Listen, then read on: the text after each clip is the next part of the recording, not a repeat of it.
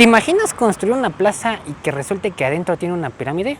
Pues a mis espaldas se encuentra Plaza Tlatelolco y fue donde se encontró uno de los tantos templos de Hécatl, el dios del viento. ¿Qué pensarías si te digo que debajo de este centro comercial en la Ciudad de México se encuentra un templo circular de uno de los dioses mexicas más importantes de su cosmovisión? Bueno, pues en este camino de desenterrar el pasado que sigue ante nuestros ojos, nos encontramos con este pedacito de historia que está oculto en nuestro día a día. Bajo a 3 metros de profundidad en un estacionamiento y con vista a la calle, emerge con grandeza el templo circular de Hécatl Quetzalcóatl, la deidad del viento. Un santuario descubierto por accidente mientras empezó a construir esta plaza comercial, a tan solo unas cuadras de la zona arqueológica de Tlatelolco y que pertenece a esta misma. Y mientras te diriges a un establecimiento donde seguramente piensas matar un poco el rato, te encuentras con esta pequeña ventana arqueológica donde te terminas cuestionando cómo es que más de 500 años de historia terminaron en un estacionamiento. Y aquí, donde el México moderno se construyó, el pasado reclama su memoria y su lugar. Acompáñame a conocer el templo de Hécatl de Tlatelolco. ¿Te imaginas tener un vecino con el que siempre estás peleando? Pues básicamente esto le pasó a Tlatelolco. Tlatelolco y Tenochtitlan estaban pegados, eran vecinos, nada más los separaba lo que hoy en día es una avenida, lo que en aquel tiempo era un canal, pero era muy común que estuvieran en un conflicto constante.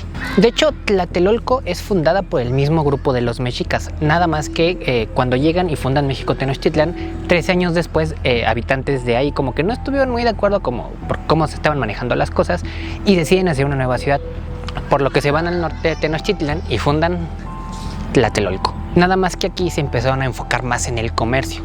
De hecho, aquí es muy famoso por el tianguis, que es la siguiente parte del video que ahorita les voy a contar. Estuvieron en conflicto constante hasta que el Tlatoani-Axayácatl, por ahí de 1473, viene, los conquista y los anexa. Más o menos lo que le pasó a Venezuela con Estados Unidos. Continuamos, vamos a hablar del tianguis. De hecho, Tlatelolco cuenta con casi la misma distribución que presenta el recinto sagrado de Tenochtitlan. Hoy en día es una de las zonas más populares y turísticas del país, además de ser un sitio extremadamente importante en cuestión de la memoria histórica que nos define como nación. Vamos a hablar del tianguis. Pasando a la siguiente parte, ¿por qué la Ciudad de México está llena de tianguis? Continuando con esta línea cronológica, nos tenemos que remontar a cuando llega Cortés con Bernal Díaz del Castillo y llegan aquí a Tlatelolco. Quedan maravillados con el tianguis. De hecho, dicen, según sus escrituras, que aquí se juntaban 60,000 personas diarias y que era más grande que la ciudad de Salamanca en España. Y aquí vamos a desbloquear unos nuevos personajes de los que la verdad yo ni había escuchado, que eran los pochtecas. Espero haberlo dicho bien. ¿Quiénes eran estos cuates? Pues básicamente eran comerciantes que estaban muy cañones para vender, que traían productos de otros lados y venían a comercializar aquí, e incluso aquí mismo se la pasaban comerciando entre ellos, tanto local como alrededor. Fíjense cómo es que la historia es tan cíclica, ¿no? Es igual que hoy en día. En ese momento todo se hacía con el trueque. Que el trueque básicamente es que te doy una cosa y tú me das otra. Cuando ya eran cosas un poco más de valor, se solían dar oro en polvo, textiles, plumas de aves exóticas y principalmente cacao. Y aquí entra también otro personaje que es Yacatecutli, que era como la deidad asociada al comercio. De hecho, hoy en día si vas a un tianguis, muy probablemente encuentres a una persona que tiene ahí su representación de Yacatecutli. Se dice que había vendedores exclusivamente de animales que eran para mascotas o para comer. También había una zona específica para comida ya preparada, donde destacaban alimentos hechos con tortilla, chile, frijoles, calabaza, lo que se daba aquí. Era común también llegar y encontrar tlacoyos, atole, tamales, lo mismo que hoy en día pues. También era común encontrar pescado fresco que se traía de la costa. De hecho, era un alimento que le gustaba mucho a Moctezuma y dicen que de un día para otro tenía pescado fresco en su mesa. Y lo lograban haciendo colocando a un güey cada 8 kilómetros y lo ponían a correr, por lo que era muy muy sencillo llegar a la costa y traer pescado de allá para acá. No solo era pescado, también eran conchas, cosas exóticas. Igualmente había gente que era dedicada únicamente al transporte de mercancías, lo que básicamente hoy conocemos como diableros, que llevaban productos tanto internamente dentro del tianguis como a otros lados. Y así como llevaban cosas pequeñas, también llevaban carga muy muy pesada. También había una parte dedicada exclusivamente a la cerámica, donde también principalmente la exportaban y venía gente tanto de Cholula como de Tlaxcala, porque ya tenían un talento para pintar maravilloso. Y de Texcoco y de otras zonas de los mixtecos, más allá de Oaxaca. Los textiles principalmente eran de algodón y dependiendo de tu posición social se le podían agregar plumas, caracoles, cuentas de jade, ya dependía de en qué parte de la pirámide social estabas. Para las mujeres se vendía el quequechmitl, espero haberlo dicho bien, faldas y huipiles. Para los hombres era el maxtlatl. Se los voy a poner por aquí. La tilma, que te vendían también la prenda dependiendo de la posición social que ocupabas. En la parte central del tianguis solo podías encontrar cosas exclusivamente para los nobles, que principalmente eran sandalias. En aquel tiempo si usabas sandalias ya era representación de que eras de otro nivel social. Si tú traías los catli, que es sandalia en náhuatl, ya eras ubicado como un pipiltli, que ya es básicamente que aquí está la raza y tú estás acá.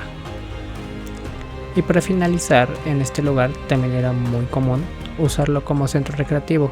Aquí venía la gente a escuchar música, a ligar, a comer. Se venían a echar sus pulques después de una dura jornada sembrando frijol, maíz y calabaza. E inclusive se creía que si tenías suerte podías ver a un joven pasando representando a Texcatlipoca. Muchos inclusive lo asociaban como Texcatlipoca, ¿verdad? Pero ya era cuando tenían mucha suerte. Este fue el tianguis de Tlatelolco. Vamos a la siguiente parte. Ahora sí a lo que nos refiere. Ejecatl es una representación de Quetzalcóatl. Se le dominaba así porque Quetzalcóatl de la serpiente que va arrastrándose por la tierra y el agua, y Quetzal del Quetzal, que es el que mueve el viento y el que trae la lluvia y las nubes y todo eso. Ejecatl fue el dios que movió al sol a puros soplidos. Se dice que cuando fue la reunión en Teotihuacán para ver quién era el sol y la luna, pues pasa todo el desmadre que sabemos del conejo y todo eso, sale el sol y se queda completamente estático. Ahí también hay una pausa donde preguntan por dónde va a salir el sol, y Ejecatl y Xipetotec dicen que por el oriente. Después de esto, el sol y la luna se quedan estáticos y Ejecatl se pone, bueno, espérame, ¿por qué pasan esos güeyes? Después de que sale el sol y la luna, Ejecatl se pone la máscara, que es por eso que lo identifican por una máscara alargada como de pato, y empieza a soplar. Y él crea el día y la noche. Y gracias a él, el movimiento del quinto sol, que es el sol en el que estamos, se llama Nahui Oyin, que es el 4 movimiento, que es el símbolo que hoy en día trae la selección mexicana en la playera. También se dice que él fue el que le dio a los humanos la capacidad de amar, y que cuando alguien estaba ya más para allá que para acá, ya estaba a punto de irse al Mictlán, él con un soplido le volvía a dar vida. Otra de las representaciones por la que se puede identificar a Ejecatl más allá del pico alargado es porque suele representarse con un caracol. ¿Por qué un caracol? Pues no sé si han visto que cuando en ciertas ceremonias antiguas soplas, el caracol emite cierto ruido. Obviamente lo tienes que trabajar, pero emite cierto ruido. Era como un llamado y era igual una representación del viento. Y bueno, ya que conocemos quién era Ejecatl y qué fregados hizo, vamos a entrar a su templo. Nada más que vamos a entrar discretos porque está en el estacionamiento. No me acuerdo si era el segundo o el primer piso, ahorita vamos a ver, pero es propiedad privada. Que aún así, por ley, todos estos sitios son bienes de la nación. Así que por ley te deberían dejar pasar a verlo según el segundo artículo de la Ley de Monumentos Históricos de México. El segundo, no lo dije mal, ahí está, búsquenlo, aquí va a estar apareciendo. Aunque se supone que las autoridades también deberían de trabajar para que esto sea sencillo, pero pues aquí ya hemos visto que no siempre es así, ¿verdad? Vamos al templo. Me van a atropellar, güey. Me paso, güey, para el clip.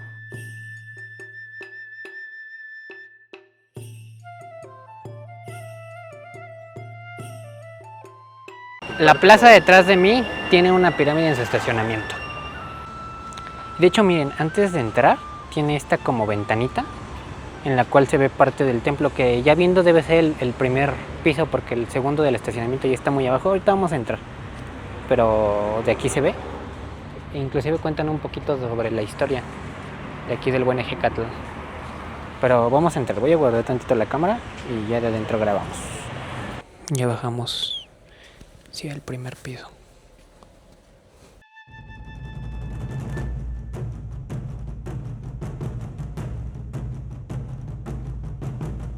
Actualmente se conocen 3 templos de Ejecatl demasiado famosos aquí en la Ciudad de México.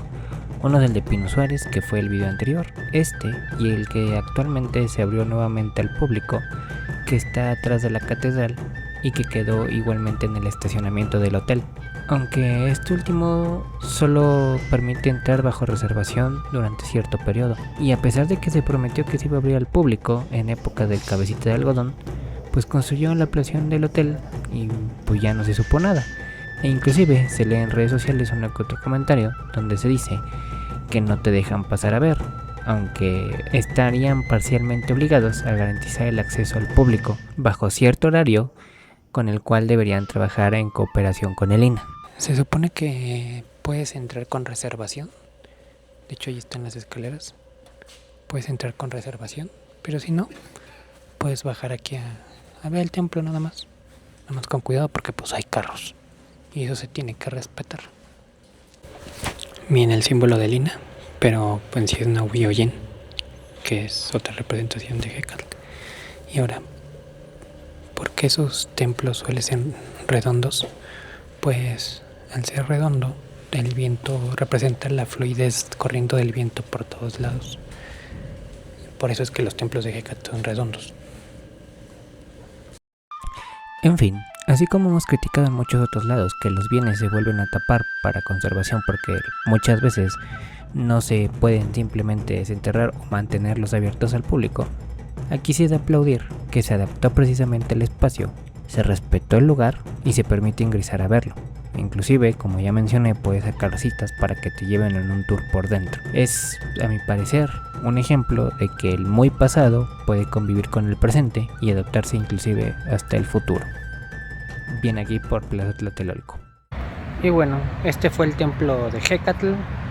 Yo creo que sí se puede combinar pasado, presente y hasta posiblemente futuro. Nos vemos. Bye.